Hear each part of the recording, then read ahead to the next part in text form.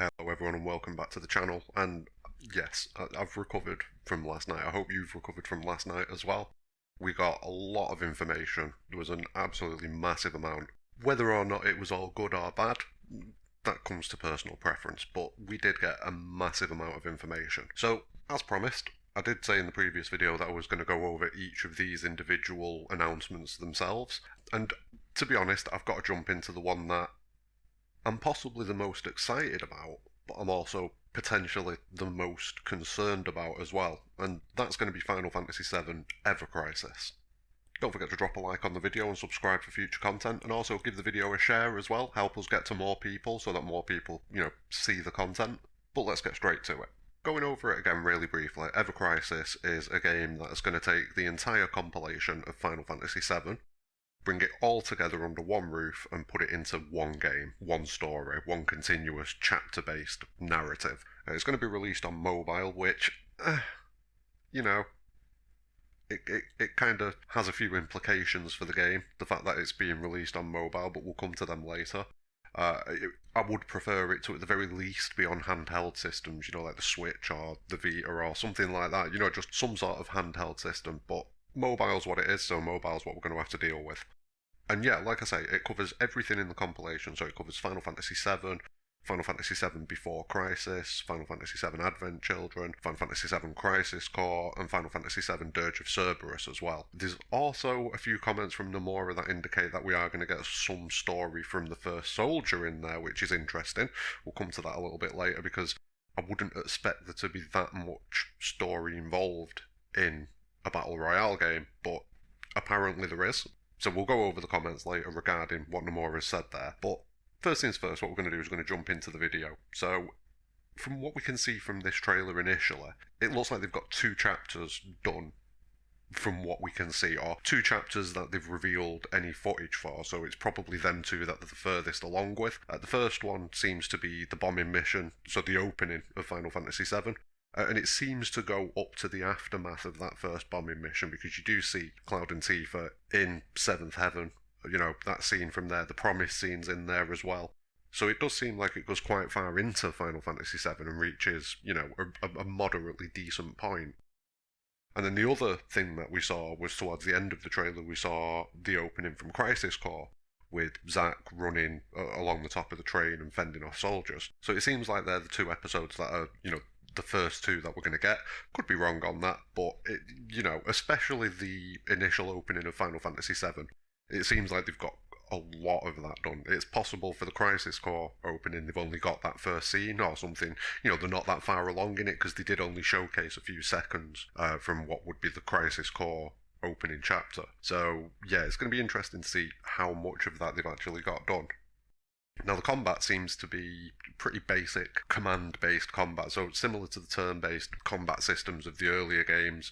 You wait, you get your turn, you select your action, and your action plays out, everything like that. It does seem that we are going to be limited in the actions that we can do.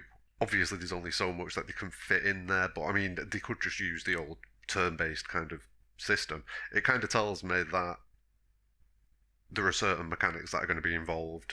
And yeah, I'll come to that shortly as well. But yeah, it seems like you get a choice of 5 different attacks on the screen at any one time. I'm going to guess that they're specific to the character that you're using, because, you see that different characters have different skills. I don't know if they're going to be interchangeable, so I don't know if you're going to be able to pick whichever skill you want. I'm going to guess it's going to depend on the type of character and the level of character. And yeah, this is where the concerns start to come in for me, because when you look at the trailer, you see Aerith involved in the Guard Scorpion fight.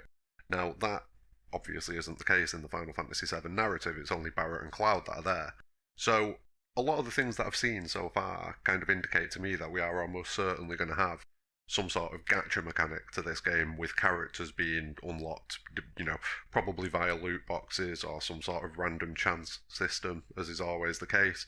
And what I'm guessing it's going to be is that the narrative on the screen plays out with just the characters that would be involved at that point. So if you've got Aerith in your team, you wouldn't see Aerith stood next to Cloud and Barret in the first Mako reactor.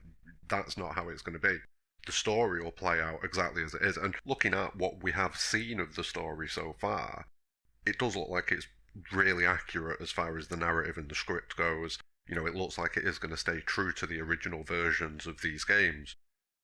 But when you go into combat, obviously you have got the option to select your party and pick whoever you want to be involved in the combat. So yeah, it could be a problem with the game being heavily loaded with these kind of gacha mechanics and things like that. It remains to be seen how they go about delivering it. So it's wait and see time really, and we have got quite a while to wait and see. It's not going to drop until 2022, so we've got at least a year before we get this game. And yeah, like I say, the big concern is how they're going to do this. But then on top of the trailer, we also got some information from an interview that Tetsuya Nomura did for Famitsu's February 2021 issue. And what we'll do is we'll quickly go over. There's a lot more in this interview regarding other parts of the announcement that we got last night. But what I'm going to do is I'm going to stick to the information that pertains to Ever Crisis, and then in the subsequent videos that I do for each other part of the announcement, that's when I'll go over each of those sections of the interview. So the first question goes on to talk about how Before Crisis and Dirge of Cerberus are going to be involved in Ever Crisis, and they ask, is Final Fantasy VII Advent Children, which was originally a movie, also going to be playable? Nomura goes on to say that it is another kind of remake of the original Final Fantasy VII, and it's a command-style RPG, and this game is the answer to those who said that they like the command-style RPG. Now, straight off the bat, no it isn't. This is in no way, shape or form a substitute for any kind of turn-based Final Fantasy VII RPG. It just isn't, and if you think it is, then that's a damning indictment on the future of the franchise. It means that we are moving away completely from what Final Fantasy is, because, like I've said before, most of the franchise is turn-based variants, and if that's just going to be relegated to mobile games now, then that's pretty depressing. It then goes on to say that the titles are divided into chapters, which allows you to have a free game style, so I'm going to guess that you can play the chapters in whatever order you want to, which... and the contents are going to cover the original Final Fantasy VII and go all the way through the compilation, including the First Soldier. Now, he does go on to say that regarding the First Soldier, there is going to be a part of the story within Ever Crisis, in particular since the story covers what happens before Soldier was established. We've also added in a part about that legendary hero's youth, so that's got to be Sephiroth. So there's going to be new content going in there as well. So if you're interested in the canon of Final Fantasy VII and the compilation, this has to be played, basically, because they are adding new components to the canon. I just hope that the game isn't overly restrictive with, like I say, the gacha mechanics and whether or not that's going to hold you back from getting through it, because if that's the case, it's just going to ruin the experience entirely. The interviewer then asks why they've gone this route rather than doing remasters of the rest of the compilation. And Nomura goes on to say that the concept is to use the original FF7 as a base, and that FF7, the First Soldier, and FF7 Remake are all separate entities, so I don't think this would wrap up other compilation titles. I don't think he's answered the question there, at all. Like, that makes no sense. That's not an answer to that question, so yeah, moving on. The next question is, will the story of FF7 be presented chronologically, or will the story from Before Crisis leading up to Dirge of Cerberus be rebuilt specifically for Ever Crisis? And Nomura goes on to say that you don't need to play each title in its entirety before the next. Rather, each title will have its own chapters that you can select and play. Think of it more like a chronology of FF7. Again, kind of half answered the question there. I mean, yeah, I get the feeling that you are going to be able to just select whichever section of the story it is that you want to play, and then go and play it, obviously, after you've unlocked it, because there's going to be a progression there. And as they release it as well, because it doesn't look like everything's going to be released in one go. This is something that gives them a long period of time to get each aspect of the story in each section of the game out there. And yeah, in the next question he goes on to say that new chapters are going to be added each month. So it's going to be a gradual thing, but eventually we should get all of the compilation in there. That's what I'm guessing from what he's saying. There's also going to be the new content added in there as well. But then the interview moves on to the battle system, and it looks like it took the battle style from Final Fantasy VII Remake and made it into a command-style RPG. And Nomura goes on to say that the system is based on the ATB system, and they're going with that game style. The materia setup will also follow the original, and weapons, materia, summons, and limit breaks can also be used, further opening the battle system. So maybe I was wrong in what I said slightly earlier in the video about not really being able to customize your characters. I'm not sure how they're going to do it. I'm going to guess that each of those items, so like your weapons, your materia, your summons, and limit breaks and things like that. Maybe not limit breaks, but definitely the weapons, materia, and summons. I'm gonna guess you unlock them in the same manner that you'll probably unlock characters, some sort of gacha system again. But it does seem like there is more customization options than I initially thought. And then the last two sections of this just talk about, like the art style, why they decided to go with like the chibi art style. And then in the final chapter, he talks about how they're not going to be adding voice acting into the game, which makes sense. The game's already going to be pretty large. If they go adding voice acting in for everything, they've not only got the problem of, getting people to do the voices for everything, but then they've also got the problem of getting it to a point where it's not eating up massive amounts of storage on people's devices. So yeah, it makes sense that they're not going to do that. But yeah, that's the end of the Nomura interview. Overall, like I say, it's a bit of a mixed bag for me. I'm pretty hyped to play it. I'm interested in parts of the story that I've not experienced before, basically before Crisis.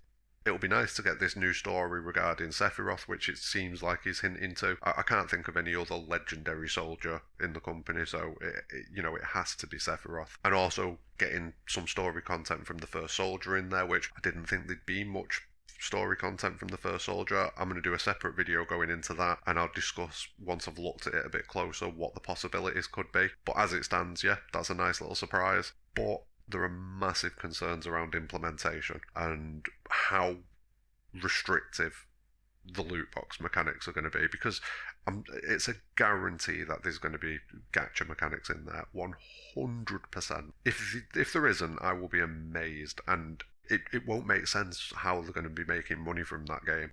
Because, they're not doing it not to make money, they're doing it to make money.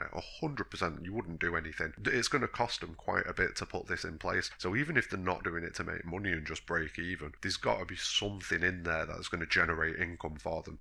Unless they charge for the game, which is also a possibility. It could be that there aren't any gacha mechanics and stuff like that, but there's a cost for the game. I'm not sure if there has been any kind of indication on which route they're going to go, whether they're going to go the free-to-play route or they're going to go the paid route, but it makes sense for them to go the free-to-play route just purely because they'll get more people downloading the game.